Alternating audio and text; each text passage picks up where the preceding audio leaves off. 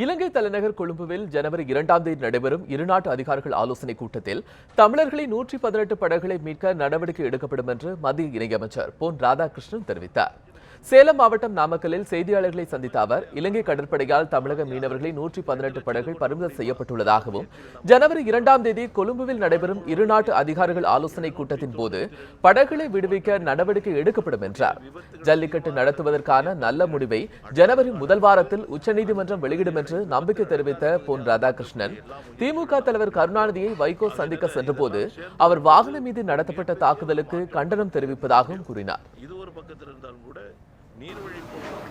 இலங்கை கொழும்புவில் வைத்து இரு நாட்டு அமைச்சர்களும் வருகின்ற ஜனவரி மாதம் 2ஆம் தேதி சந்தித்து பேச இருக்கின்றார்கள். இந்த பேச்சுவார்த்தையின் முதல் அம்சமாக பிடித்து வைக்கப்பட்டிருக்கக்கூடிய படகுகள் 118 படகுகளை விடுதலை செய்யக்கூடிய வகையில் அமைய வேண்டும் என்று ஏற்கனவே நாங்கள் சொல்லியிருக்கின்றோம்.